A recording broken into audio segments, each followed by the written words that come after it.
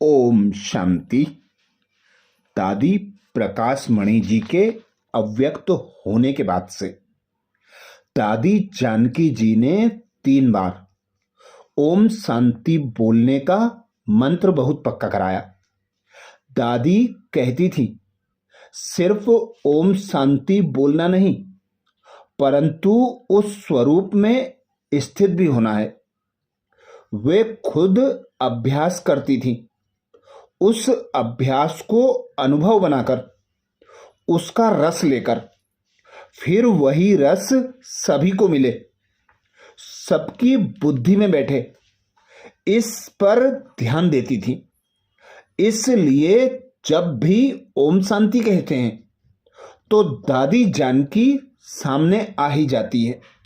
ऐसी प्यारी दादी जानकी जो सदा बाबा को अपने साथ रखती, सदा बाबा की शक्तियों का अनुभव करते हुए बेफिक्र बादशाह होकर उड़ती और उड़ाती रहती।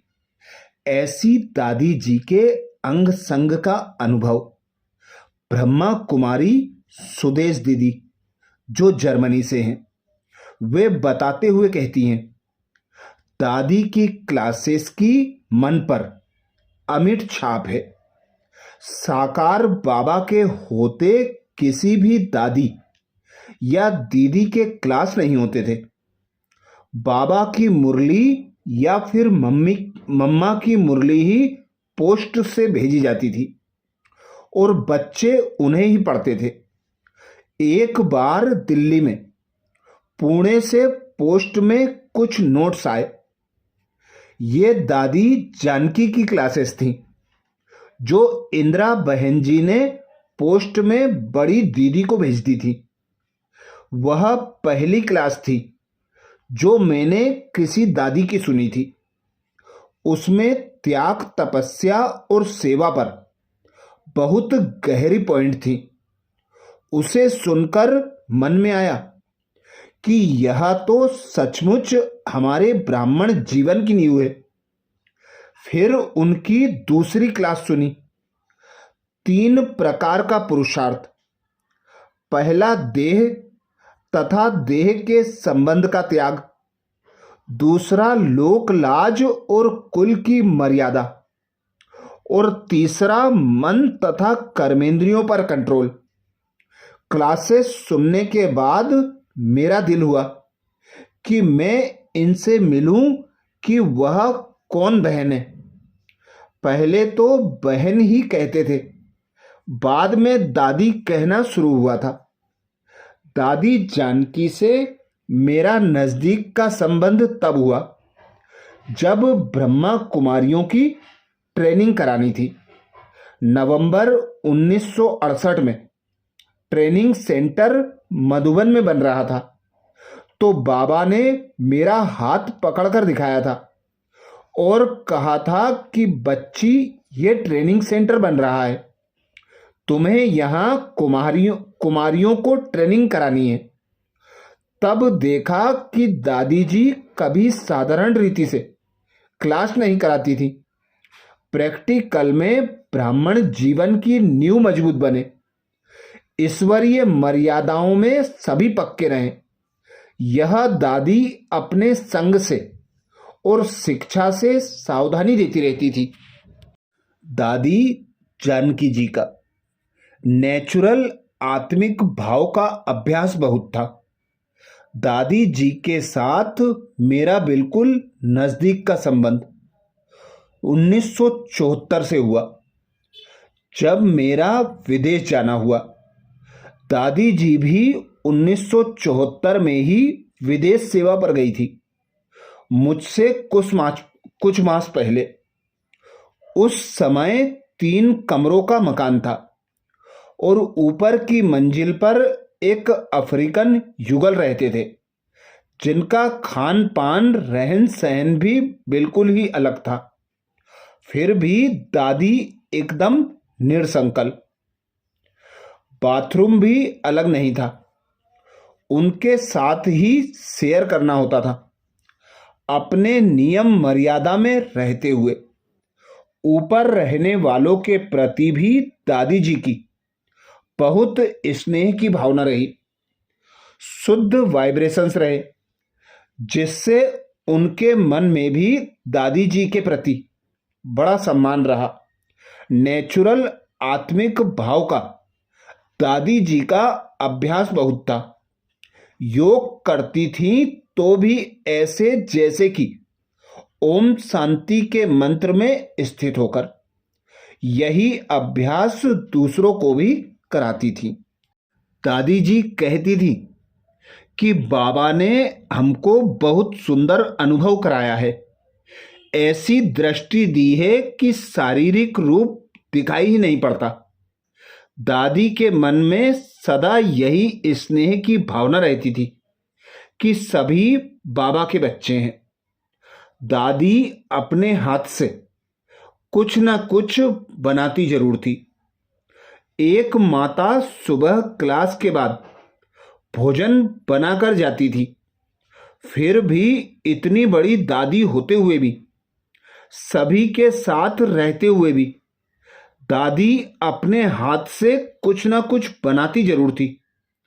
वहां दादी ने एक नियम रखा कि भोग मिल करके लगाना है और साथ में मिल करके ही खाना है। उस समय बाबा का अलग से कमरा नहीं था। किचन में कोने में एक छोटी सी टेबल पर ही सब मिलकर भोग लगाते थे, फिर मिल करके ही भोजन खाते थे। ठीक 12 बजते ही दादी कहती थी कि बाबा को भोग लगाना है। संयम, नियम, मर्यादा और स्वच्छता से, प्रेम से भोग लगाना है। और भोजन के बाद जो चिटचिट होती थी तो लगता था कि असली भोजन तो यह है। भोजन के बाद दादी जी कुछ ना कुछ यज्ञ की शुरू की कहानियां सुनाती थी। मधुबन में शांतामणि दादी जी मुरली के नोट्स लिखती थी और भूरी दादी हमारे पास लंदन में पोस्ट करती थी। वह पोस्ट लेकर जयंती दीदी की माताजी रजनी बहन 11 बजे तक दादी के पास पहुंच जाती थी। पहले वो पोस्ट पढ़ते थे, फिर भोग लगाते थे और भोजन करते थे। इस प्रकार रोज का समाचार आ जाता था मधुबन से, जिससे बहुत सुंदर कनेक्शन जुड़ा रहा मधुबन से। विदेश जाने के बाद 4 साल तक हम मधुबन नहीं आ सके थे। वकील ने कहा था कि अगर आपको यहीं सेवा के लिए रहना है और यदि आना जाना करते रहोगे तो विजिटर का वीजा मिलेगा, स्थायी नहीं मिलेगा। दादी बहुत स्नेह व सम्मान से मिलकर चलती थी। शाम को बगीचे में बैठते तो वहां भी चिटचिट करते थे। कहीं प्रोग्राम करने जाना होता तो जाते समय कार में उस टॉपिक पर दादी चिटचिट करती थी, अपने विचार सुनाती थी। कहती थी मैं वहां नहीं बोलूंगी, परंतु कुछ विचार सुनाकर सेवा में सहयोगी तो बनूंगी ना। इस तरह जब भी हम कहीं बैठते तो और कोई चिंतन और कोई बात होती ही नहीं थी, केवल ज्ञान की ही चर्चा होती थी। अमृत वेले का योग तो दादी का पक्का ही था। योग में खुद बैठती और सबको बिठाती थी। फिर मुरली क्लास के समय दादी की भावना रहती थी कि योग लगाओ, क्लास कराओ। भले ही शुरू शुरू में 3 स्टूडेंट ही आते थे। दिल्ली में 100 स्टूडेंट की क्लास और विदेश में 3 स्टूडेंट, तो जिस चादर पर स्टूडेंट बैठते थे उसके फूलों को देख करके मैं योग और क्लास कराती थी कि ये सब बाबा के चैतन्य फूल बैठे हैं। इस प्रकार बहुत स्नेह व सम्मान से मिलकर चलते थे। दादी जी के साथ एक माँ का संबंध रहा। स्टूडेंट्स को कोर्स जयंती बहन या हम कराते थे। उसके बाद दादी उसी विषय पर बहुत गहराई से रूरियान कराती थी। बाबा के जो भी बच्चे ज्ञान में निकले, उनका शुरू से ही दादी जी के साथ एक माँ का संबंध रहा। रविवार की क्लास में भी मुरली हो जाने के बाद भोग भी बहुत प्रेम व श्रद्धा भाव से लगाती थी, क्योंकि दूर दूर से लोग आते थे। उस दिन भोग की प्लेट पूरी भर कर देते थे। इस तरह दादी ने फाउंडेशन पक्का कराया। एकता बनाने की दादी जी में विशेषता बहुत थी। दादी जी की जितनी बाबा में भावना थी, उतनी ही यज्ञ प्रति भी थी, तथा आपस में एक दूसरे का संबंध यज्ञ से जुटाना, यह सेवा दादी करती थी। दादी जी में एकता बनाने की विशेषता बहुत पावरफुल थी। कभी किसी सेंटर में यदि दो के बीच मतभेद होता तो दादी दोनों को प्रेम से मिला देती थी। जहां भी जाती वहां बहुत सुंदर एकता का वातावरण बना देती। दादी में वातावरण को बदल देने की सुंदर शक्ति थी। कभी कोई बात हो भी जाती, कभी कोई परिस्थिति आ भी जाती, तो दादी कहती थी कि वातावरण को अच्छा रखना है। जहां आपको बात सुनानी है, बस वही सुनानी है, अन्य किसी को नहीं। दादी जी में कुमारियों को तैयार करने का उमंग इतना था कि हर शुक्रवार करीब 15 कुमारियां सेंटर पर आकर रहती थीं। पढ़ने वाली या नौकरी करने वाली। छोटा स्थान था, इसलिए जमीन पर ही सो जाते थे। दादी उनकी क्लास कराती थी, उनको समय देती थी। कोई प्रश्न या समस्या होती तो वह भी सुनाती थी। उनके जीवन पर ध्यान देकर उन्हें बाबा के नज़दीक संबंध में लाती थी। भोजन बनाने वालों ने कभी मुरली क्लास मिस नहीं किया। बाबा स्मृति दिवस 18 जनवरी को माताओं को सुबह 3 बजे भोग बनाना होता था, तो वे स्नान करके 1 बजे ही आ जाती थी और 7 बजे तक सब कुछ तैयार हो जाता था। इस तरह भोजन बनाने वाली माता हो या सहयोग देने वाले भाई बहनें, कोई भी कभी क्लास मिस नहीं करते थे। दादी ने इतनी सुंदर ट्रेनिंग दी थी, आज तक भी वह नींव पड़ी हुई है। अभी तो कार्यक्रमों के दौरान 1500 तक का भी भोजन बनाना होता है। फिर भी भोजन बनाने वाली बहनों ने कभी ना भोग लगाने के समय को मिस किया, ना मुरली क्लास को मिस किया।